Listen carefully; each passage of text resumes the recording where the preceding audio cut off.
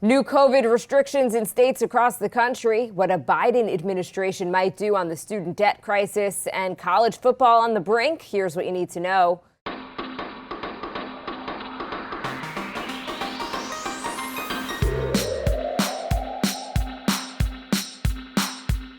Good morning. This is Cheddar's Need2Know podcast for Thursday, November 12th. I am Jill Wagner with Carlo Versano. Good morning, Carlo. Morning, Jill. How was your Veterans Day?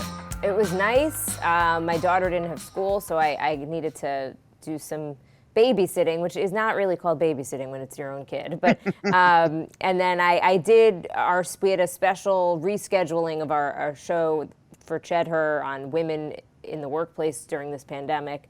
So I did do that, but I just wasn't here for the bulk of the day. So it's just me that you abandoned. Okay. Yes, I just wanted to give you a taste of Baker, though, because he's just so fun. We love Baker. All right, let's get to it. It feels kind of like early spring again across much of this country, not in terms of weather. The U.S. is back up to about 1,400 coronavirus daily deaths. There's record hospitalizations, and as more and more states add restrictions, New York is going to be requiring bars, restaurants, and gyms to close at 10 p.m. Governor Cuomo also putting a limit on private gatherings to 10 people or fewer. Ohio, the latest state to issue a mask mandate. Nevada's governor told residents that they have 2 weeks to get the virus under control, or he's going to be imposing new rules. Texas is the first state to hit 1 million active cases, and California is on track to become the second any day now. It's bleak.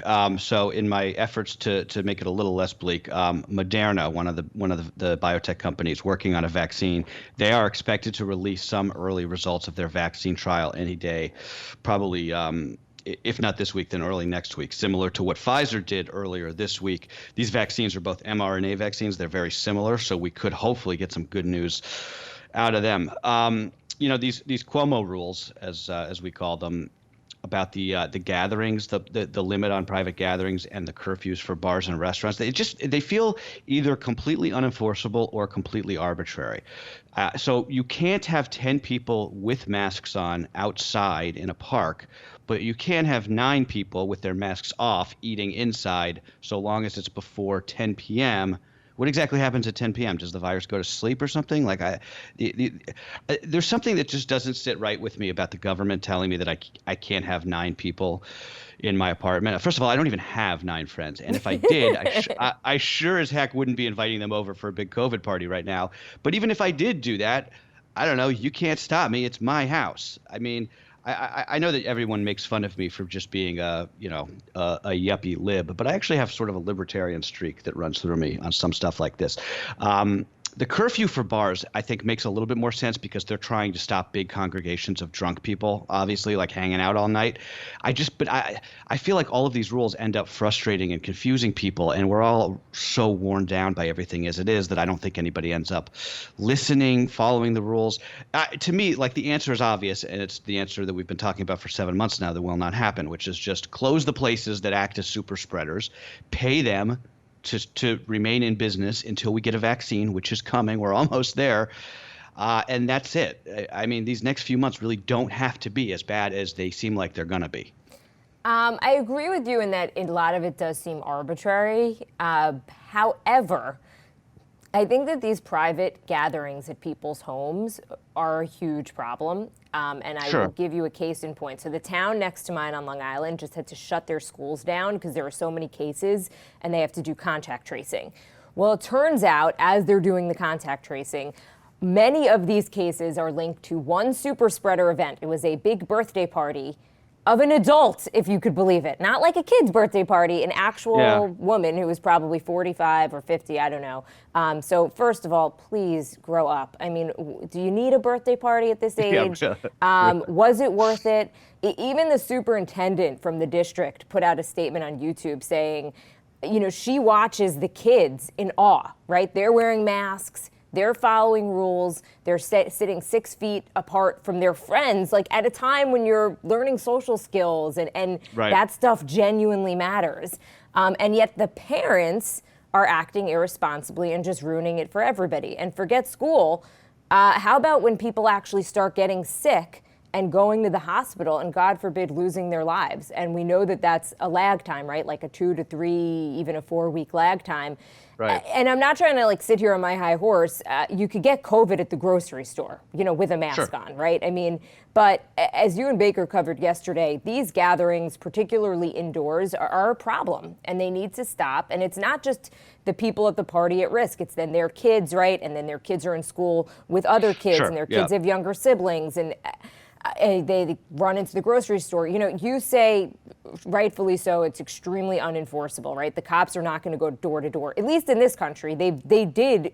When you look at the response overseas, these things are enforced. Like there are people outside on streets saying, "Why are you leaving your house?" What? Becky's parents both tested positive in Romania a couple weeks ago, and the police came to their door every day and made sure they were staying in quarantine. Sorry, continue. 100%. Like most places besides for the U.S., this stuff actually is enforceable and it's being enforced. Here, it's just sort of a suggestion.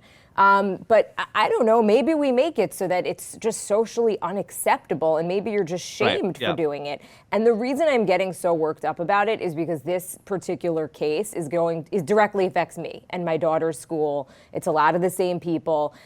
What are we doing as a society here? I mean, I would personally sit home and stare at a wall every night if it meant that my daughter could safely go to school. I mean, human behavior is the cause of so many of these cases and deaths. So if the rules are arbitrary and they're unenforceable, I think we need something because people clearly are not behaving appropriately and in a manner in which shows any sort of respect to society. No, you're right about that. I cannot argue with that, Jill. It's true. It's you're right. So. Okay, there. I got out my anger for the day. It's just so frustrating. Okay. Like, can't we just all wear masks and just accept that this year sort of just stinks? Yeah, it sucks. And like, that's it. We'll see you in February or March or April when it gets warmer and we can get a vaccine. Okay, on to the presidential transition. President-elect Biden made his first senior leadership appointment, naming Ron Klain as White House Chief of Staff. Klain is a longtime confidant of Biden who served as his chief of staff during the Obama years. He was also Obama's Ebola czar during the 2014 outbreak, and he's widely respected in the medical community. He is. Even if you didn't vote for Joe Biden, you got to admit it's going to be nice to have some professionals running the show in the West Wing, at least as it pertains to the coronavirus in particular. The federal government right now has just completely given up on the pandemic. They don't even mention it. President Trump would say like, "Oh, you're never going to hear about COVID" the day after the election. It's true that we never hear about it from him, but we're hearing about it everywhere else, and we're headed to the worst place that we've been. So that's it's really remarkable. So I'm hoping that the combination of this guy Klain, who is a well-respected sort of second hand to Joe Biden, as well as this new pandemic task force combined with the vaccine is going to get us into a better place. But we still have a couple months until that can happen. Meanwhile, Jill, the White House continuing to stall in the transition. I thought this was a little bit notable. Republican Senator James Lankford of Oklahoma, he sits on the Senate Oversight Committee, and he said in an interview yesterday he's going to step in and make sure that Joe Biden is getting the presidential daily briefs if it hasn't happened by tomorrow. Because, one of the things with the White House sort of continuing to slow down the transition and not really allow it. I think you made this point the other day. One of the things in effect, they're not allowing the Biden people to get the information they need, right? Their email addresses, the office space, the briefing book, stuff like that. Right, and when you do the post-morts on 9/11 and kind of what went wrong, part of it was this delay of the transition of power to the Bush administration. Because of course we know that that all went to the Supreme Court and it was delayed. Okay, so one of the big questions about the first 100 days of a Biden presidency is can and will a Biden administration cancel student loan debt? Biden has said he is open to it. Senator Chuck Schumer has said that he believes it would be one of Biden's first executive actions. The plan reportedly being floated among Democrats is to zero out $10,000 per federal borrower as part of a larger coronavirus relief bill. and that does not require congressional sign-off. Yeah, I think that this is going to happen. The majority of borrowers in this country owe less than $20,000, so that would be a big deal for a lot of people. And there's a lot of economists out there that see a major student loan forgiveness action as, a relatively easy way to juice the economy, right? Like so much of our economy in this country is reliant on the housing market, and sort of the old American dream of growing up, saving money, buying a house, starting a family. And we have a big problem right now in that a lot of folks our age and younger are just in too much debt from college to even think about being able to save for a home. So putting aside all the, sort of like the moral questions about getting into debt to go into college and the value of a college education, just putting that aside, getting rid of $10,000 of debt would do something for a lot of people in terms of, getting them more integrated into the American economy. So I suspect he will do something like this right off the bat politically as a kind of thank you to the young voters that the Democrats need to keep. And it won't be a panacea, but it'll be something. And I think if they don't restrict it by income or how much debt you have, that avoids issues of unfairness that could come out. Though I guess you could argue that it would be unfair to folks who already paid off their loans. I guess that's one of these moral arguments. I would that I'm sure probably that we'll argue that. debating. I mean, that's where Right. you have this libertarian streak. I have a very strong conservative streak. And what is that message, right, to everyone who maybe said, you know what, I'm not going to go to a college I can't afford, and I'm going to do something, and meanwhile, maybe they're paying for it with their career, right? Like they don't have that big name on their diploma. And not to mention, the housing market's on fire. I agree with you. Look, young people are saddled by this debt. It is a huge problem, but I don't know how much it's going to do for the housing market. The problem is there's just not even enough homes right now, especially these single-family starter homes. Right. Well, yeah, and there's not enough affordable housing. Yeah, look, this is a debate we'll continue to have for the coming months, because I do think that this is probably going to be one of the first things that we see in a Biden presidency as it pertains to the economy, at least. No, but I mean, look, student loan debt it's out of control. Why college is so expensive? I think there's so many very real issues. Yeah. I'm just sort of playing devil's advocate with you here, just. There are two sides to this thing. It's absolutely, yeah. Before we move on, actually, the one outstanding Senate race in Alaska has now been called by the AP for the incumbent Republican, Senator Dan Sullivan. So that means control of the chamber will indeed come down to what happens in these runoffs for Georgia's 2 Senate seats. That is scheduled for January 5th. I think not today, but I do think we should maybe do a deep dive on what's going on with those Senate races, why there's a runoff, why there's 2 seats. It is fascinating. Right. It's sort of this like crazy perfect storm of a year in Georgia. Totally. And before that, the Peach State also going to be in the news because they're doing a hand recount of every ballot cast for president. Biden's margin of about 14,000 votes over President Trump in that state has triggered an audit. So they will start that hand recount if they haven't already. It's expected to be done by November 20th. So it's not. I think it's pretty unlikely that it would switch the outcome. I mean, 14,000 votes is close, but recounts really. You're talking about hundreds of votes when you do a recount that could change. So this is the audit, though. This is the audit, and after the audit, if it's still within a certain percentage point, they could, whoever the losing side is, could actually ask for a recount. So Georgia, it's not like November 20th is even this firm deadline for when this thing could end in Georgia. They could do the audit, and then after the audit, they could do another recount, if that makes any sort of sense. Oh, okay. I actually thought I was mistaken then because I thought that they're doing the recount now as part of the audit. All right, table that. We'll talk about that tomorrow as I do a little bit more research. It's an audit, and then a recount. Okay, Tropical Storm Eta made its 4th landfall overnight, coming ashore in North Tampa, Florida, with heavy rain, 50-mile-per-hour winds, knocking out power to about 30,000 Floridians. Eta's been kicking around the Caribbean and the Gulf of Mexico for 2 weeks now, strengthening, weakening, strengthening, and weakening again as it now moves over the Florida peninsula and back out into the Atlantic. The southeast and mid-Atlantic will see heavy rain today into tomorrow. Fourth landfall, like what? I've never even storm. heard. We've been Is that talking a about thing? this storm since the late October. It's nuts. Look at the if you want to see something crazy, look at the track, like the spaghetti model, or the track, I should say, of where this thing has been. It looks like it's like in a pinball machine around the Like, the get Gulf. It's out of wild. here, Ada. Yeah, seriously, go get all of you guys. Also, just briefly on this point, Jill, some new research out this week that just published in the prestigious journal called Nature, showing how climate change making it more difficult for these storms to weaken or decay once they make landfall. Scientists found that 50 years ago, a typical storm would have lost about 3/4 of its intensity 24 hours after landfall. Now it's only losing about half. So you're getting these stronger storms even inland, which obviously has is an issue not just for coastal communities, right? But we're going to get the remnants of these storms even if you're nowhere near the coast.